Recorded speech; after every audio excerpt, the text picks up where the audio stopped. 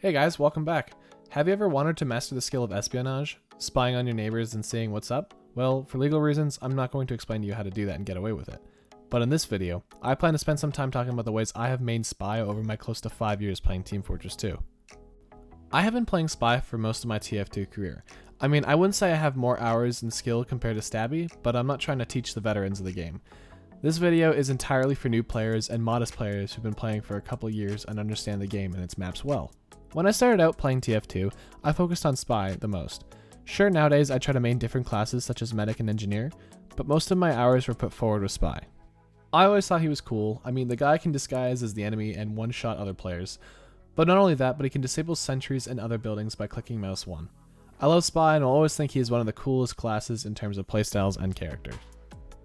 So I thought, instead of me blabbing out about how much I like Spy, why don't I actually tell you with confidence some of the best ways to play him and earn some score on the leaderboard from my experience.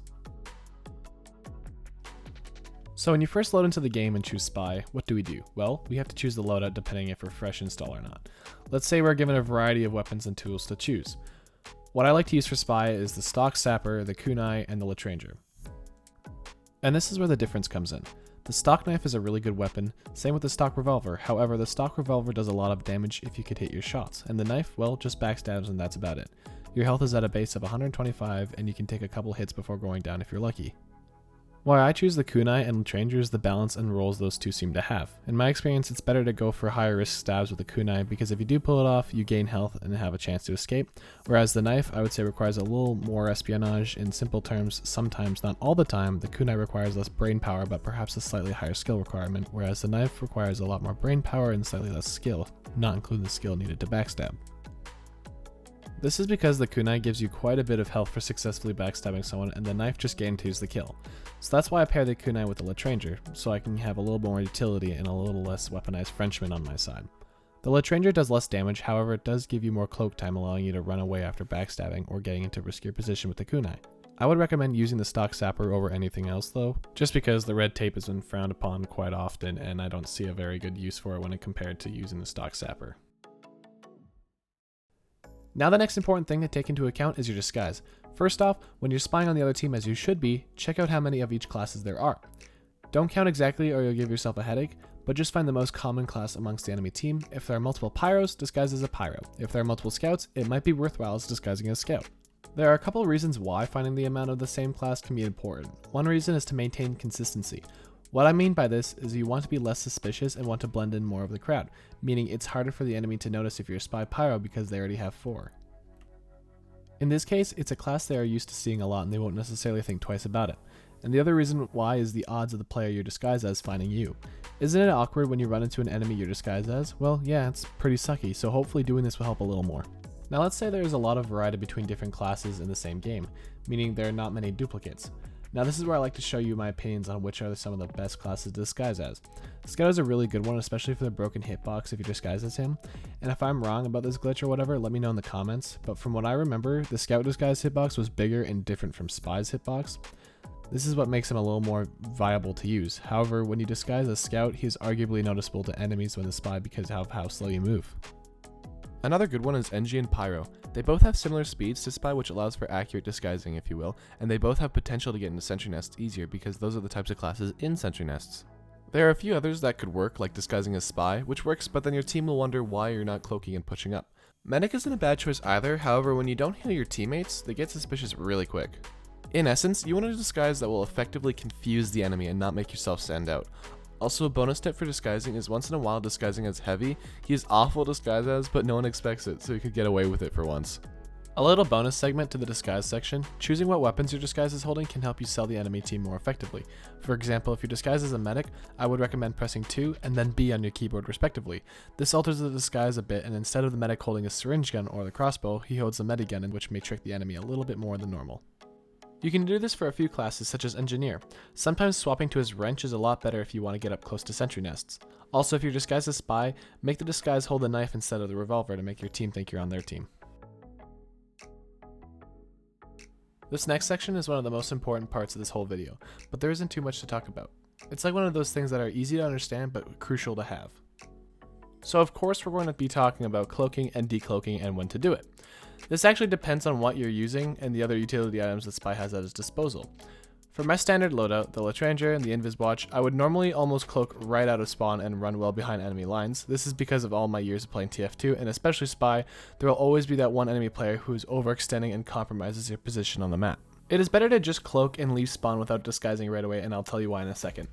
Now that you have successfully made it to the enemy lines, and in fact just behind by successfully locating ammo packs along the way, it is now our time to strike. So when do we decloak? Well, that depends on the amount of players there are. If the whole enemy team is locking down a choke point and are distracted by your team's gunfire, I would recommend getting as close as you can without them hearing your decloak. Always keep in mind that some players have headphones and will definitely be hearing your decloak. So remember to maintain a good distance and cloak once you're a good distance away from them, ensuring they won't hear your sneaky decloak. Once you're decloaked and chosen your optimal disguise to get in closer without being detected, this is the time to kill. Our main focus, if we have the chance, is to pick an important class, such as a heavy, medic, or engineer. There are more classes that work with this, but it all depends on skill level. If the team is a tryhard vet soldier destroying your team, it is in your best interest to take him out for your team. This is so your team's no longer pestered for the 15 seconds he's gone for. Once you've chosen the class you're going to take out, identify what they are doing. Are they standing still and holding mouse 1? If so, then that's a good time to decloak and kill. If it's someone who is surrounded by many others and has their back to a wall, maybe you shouldn't focus on that person. If someone is strafing and dodging rockets, normally they have a set pattern on their movement. What I mean is that the enemy player is moving to prevent getting headshot and just to make themselves more difficult to hit, but they all typically move in a repeating pattern, like in a circle, strafing side to side, front to back. Analyze the movements they're making and anticipate where they're going to end up. Now remember what I said earlier? Why it's better to not disguise right away when you're out of spawn or even close to any team spawn? This is because the enemy team can see you through walls for the first few seconds. This is by design in the game, and they can only see their own team, and you because you're disguised as their team. Since TF2 has incredibly recognizable silhouettes, the team will be able to identify what class you're disguised as. Now moving on to one of my favorite topics, acting as a spy. This might sound gimmicky, but trust me, it works, especially if you're using the kunai with a bit of extra health. To be a top tier spy, you need to act. Yes, you heard me right, acting. If you didn't take theater in school, this might be a bit challenging, but it's crucial for convincing the enemy team that you're one of them. And no, I don't mean pretending to be friendly only to betray those who spare you. What I mean is that enemies often spy check by shooting their teammates. Most of the time, they aren't sure if you're a spy or not, so if they shoot you, unless it's flames, you need to use your game knowledge to decide if it's worth getting shot at. That's why I recommend using the kunai when you're overhealed. If a heavy shoots you while you're disguised, don't react, just tank some of the damage. This will convince him and the team that you may not be a spy after all, and then allow you to strike. This might sound stupid, but it works if you're smart about it. If the gunfire is consistent, they likely know you're a spy. Be careful. While disguised, observe the battle and avoid eye contact with the enemy. Don't bump into them or get too close. The goal is to make them feel safe around you so you let their guard down, giving you more opportunities to stab. However, this tactic can be tricky to explain, so consider it experimental. Don't feel like you have to do this every time, but in my experience, taking a little bit of damage and acting naturally can go a long way. Now this is one that I think a lot of people overlook, and that's because it may not seem needed since the spy can go anywhere he wants undetected. However, I believe that positioning is indeed important for playing spy. Learning all the sentry nest spots and teleporters that are commonly placed around the map will help you get onto the leaderboard. The goal here is to position yourself where you won't bump into other players in a corridor, which would get you killed, but instead find spots all over the map that can allow you to flank a little more effectively and still remain undetected. Now for the last section. I have just a few tips for you. For one, don't try to go to a lone enemy that is walking to the battlefield unless they have just installed the game. Most players will be able to hear your decloak, and if you decide not to even cloak in the first place, but just disguise and walk up to them, they will probably figure out really quick. One more thing to help while playing spy is to memorize where all the ammo packs spawn around the map. Some maps have very few, while others have lifetime supply. Also take corners wide to avoid bumping into an enemy player. But other than that, I think that just wraps up this quick guide. I really hope this was relevant to you and enjoyable. Thanks for sticking around, and I'll see you guys in the next one. Bye-bye.